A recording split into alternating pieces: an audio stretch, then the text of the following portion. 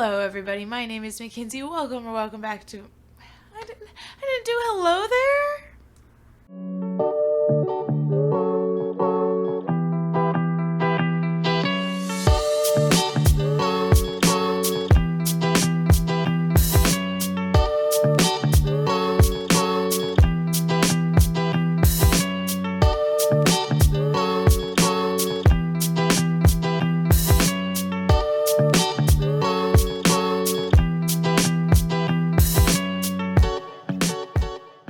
Hello there. My name is Mackenzie. Welcome back to my channel, and thank you so much for being here. Today we're starting off the video with a bang because I am tired and we have a lot of books to talk about for this anticipated release because apparently August is the month for the books to start popping off. I have 13 whole books to talk to you about.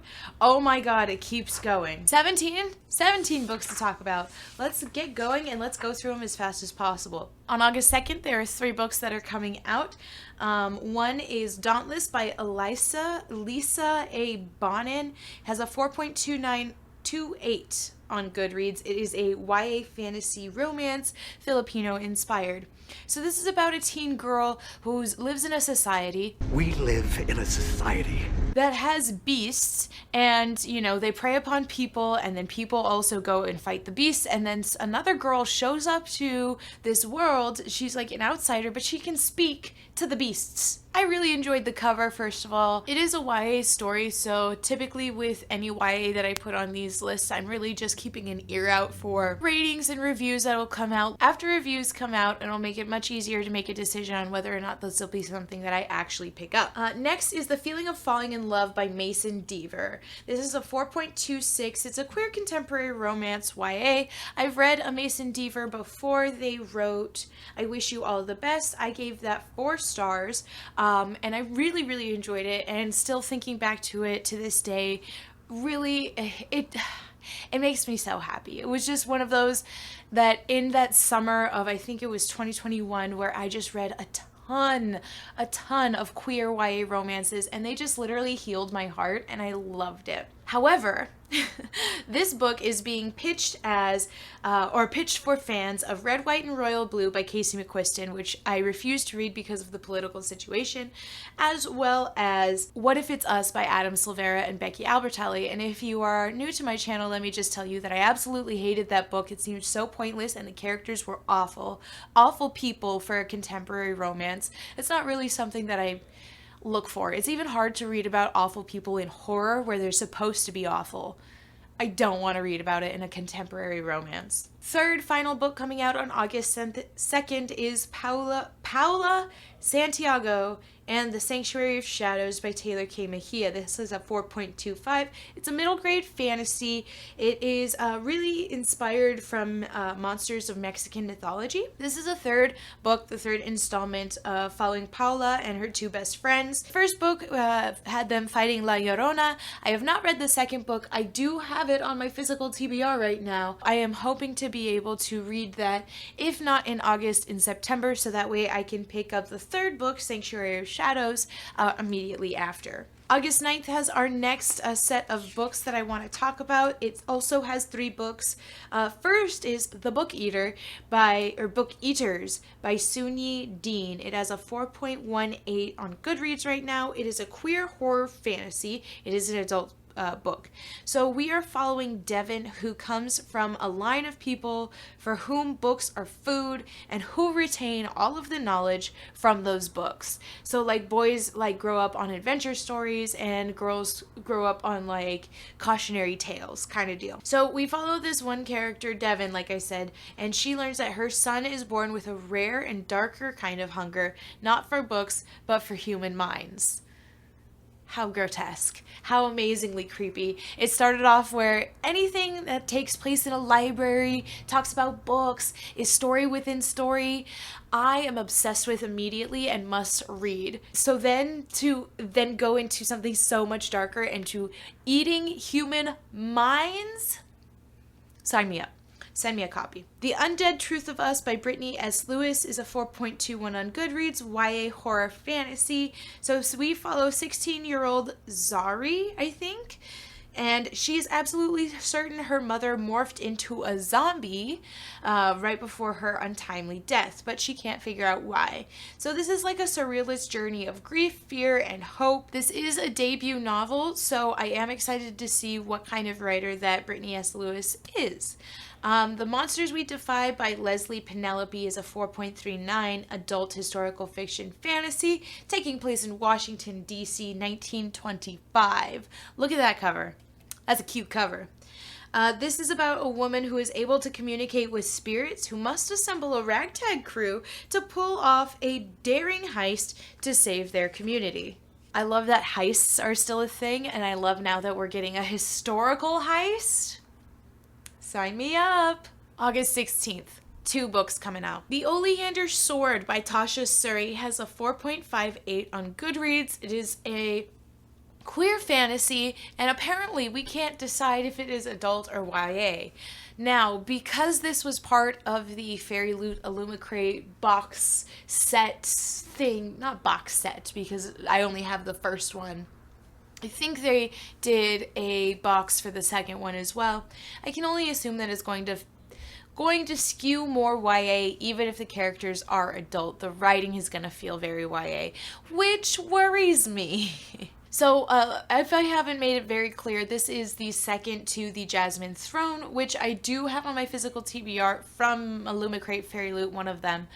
And I do have it on the TBR. I do plan to read it. Now, let's be very frank. There have been 4 books so far this year that I have put on the TBR to read to decide if I'm going to move forward with the series or not, and I have not read them. And I fear that the Jasmine Throne will eventually end up on that list. The next book is The First Binding by R.R. Virdi. This is the first in a series of 4.48 adult high fantasy. All legends are born of truths, and just as much lies. These are mine. Judge me, for you will. I can't read. All legends are born of truths, and just as much lies. These are mine. Judge me for what you will, but you will hear my story first. My name is Ari, and this is the story of how I let loose the first evil. So let's be very clear. I saw this cover and was like, ooh, put it in the cart, but really put it on the list. And after reading that summary, I am glad that I did. And that's not even the full summary. So many books on August 23rd. It's only 5, but that's the biggest amount for any of these Tuesdays. So first we have a Venom Dark and Sweet by Judy Lynn, which is the second in the Book of Tea series, and it is the conclusion. 4.23 on Goodreads, YA historical fiction fantasy. Look at the freaking cover. If I haven't said it already in one other video where I've talked about either this book or the first book, which is A Magic Steeped in Poison, I saw these covers on Instagram and thought, holy shit, it has tea in the title, and look at how gorgeous those covers are. I'm gonna read them. I'm gonna buy them, I'm gonna read them, and I'm so glad that I did. First of all, the first book is a beautiful cover and has amazing end papers, and I can only assume that the second one will also have very amazing end papers. I do plan on reading the first book this month, so I can hopefully pick up the second book and complete the series right away. Babel, or the Necessity of Violence, an Arcane History of the Oxford Translators' Revolution by RF Kuang. And really, do I need to give you a summary after the title tells you everything? All of those words in that title. 4.58 on Goodreads, adult historical fiction fantasy with dark academic vibes. I'm feeling it. What I really love about this is how pretentious it feels. Like, RF Kuang literally came in and slayed the game when the Poppy War series came out. Stopped everyone in their tracks. And now she comes out with this. She's like, ooh, I killed that fantasy. So now let's do Dark Academia, where everyone is obsessed with right now. So she moved in right away. And then she's like, I'm going to make this the most pretentious shit ever. It's going to have a long ass title, and when everyone tries to make a video, say it, put it anywhere, they have to be really careful. We're all going to stumble over our fucking words, and she's not, because she came up with this shit. And like, it's this other level of like, it's Dark Academia, so it's already going to be pretentious, but then she was taking it a step further. And like, I'm applauding her. Absolutely. An act of translation is always an act of betrayal. 1828 London, Oxford University. And that's, that's all I'm going to give, because that title gave everything else. The Undertaking of Hart and Mercy by Megan Bannen, 4.31 adult fantasy romance. I put this on the list for the cover.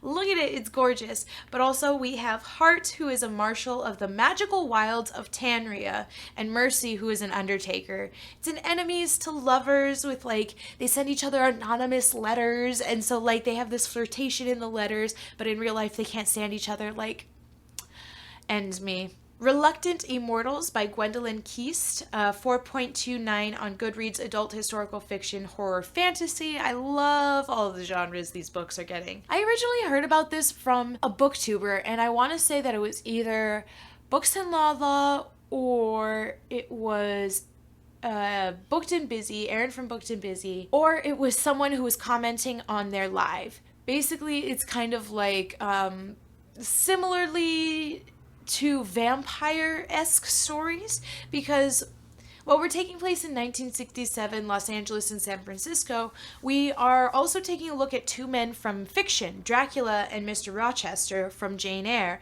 and the two women who survived them, Lucy and Bertha, respectively, from those stories. And now they are undead immortals residing in LA. And then Dracula and Rochester turn up on the scene, but in San Francisco. And so we're following that madness. Daphne by Josh Mallerman, 3.89 adult horror thriller. Kayla from Books and Lala is the one who turned me on to this story. It looked very, very interesting. She also does similar videos to this, but on a, I want to say, quarterly basis or a biannually basis, whereas I am doing them every month. So I have been waiting for this book to come out. She talked about this when it just got a title and then a cover, and now I am here excited for the actual release date. So this is kind of like a female slasher. It says, whatever you do, don't think about Daphne, don't think about her at all. It's a mix of a coming of age and a female slasher flick, but they're really trying to like push how it's more than just a female slasher, that she will probably in turn end up being her own kind of big name, just like Freddy and Mike Myers and all of them. I'm very excited. I love it. I just hope it is well written. I just don't want it to feel too much like a man who doesn't know anything about women, because I get that a lot in horror and I hate it. So I would really love to just be able to enjoy that. I don't think I've ever heard anything bad about Josh Mallerman or like bad writing or anything like that. So I'm definitely willing to give this a try and see about possibly widening my range of horror authors that I like to read from. All right, August 30th, last Tuesday of the month, we finally have Amari and the Great Game by B.B. Alston coming out. It is the second in Amari's series, 4.65 middle grade urban fantasy. We've all been waiting for this, I want to say, for like 2 pushback release dates, and it's finally here. Not to mention that this is not the final one in the series. There will also be a third that is planned for a 2023 release date. Now this one was already pushed back once or twice, so we can expect the third one to possibly also be pushed back to either the later half of 2023 or the earlier half of 2024. Amari and the Night Brothers was such a refreshing, beautiful story that really filled the hole of like magical school, but also gave us like Men in Black style like fantasy. It was so wonderful and I really enjoyed it. Next we have Lord of the Fly Fest by Goldie Moldavsky, 3.48 YA mystery horror. And it says that there's going to be some comedy. So we have Lord of the Flies meets Firefest. And I don't know if this is just like my obsession with the books that I read in my English classes when I was in high school and college, but like I have this like undying love for Lord of the Flies. No reason why, I just really do. And, you know, I think this is a product of having to like overstudy a text for much longer than needed. Because when you spend months analyzing the same text over and over again, your brain is just like, well, we have to make this a positive thing, you know? And like, anyways, so I'm interested. 3 Kisses, 1 Midnight by Roshni Chokshi, Sanhita Menon, and Evelyn Sky. So I have this on my radar from following Roshni Chokshi online on Instagram. She posted about it. I really didn't know what it was going to be about, but I thought it would be interesting to kind of keep my eyes out, ears out for reviews. So right now this is a 4.00 YA romance fantasy also. So we have 3 friends with a love potion and a magical night in this town called Moonridge. And I was like, yes. Also, those 3 friends call themselves a coven. I'm loving that. And finally, Suburban Hell by Maureen Kilmore. This is a 4.09 adult horror comedy. We have friends, we have a she shed, and we have demonic possession. And I feel like this is going to be great. And I think that as long as there is a great balance, a good balance between the horror aspect and the comedy, I think that it will be lovely. And I think that a lot of people will really, really enjoy it. Oh my gosh, we just talked about 17 books, and was I speaking a mile a minute? Probably. The effects of so much caffeine. So much caffeine. Tell me in the comments down below which of these books you're excited for, and let me know any of the books that I didn't mention. I hope you enjoyed this video. I hope you have a good rest of your day, and I hope to see you in the next one. Bye!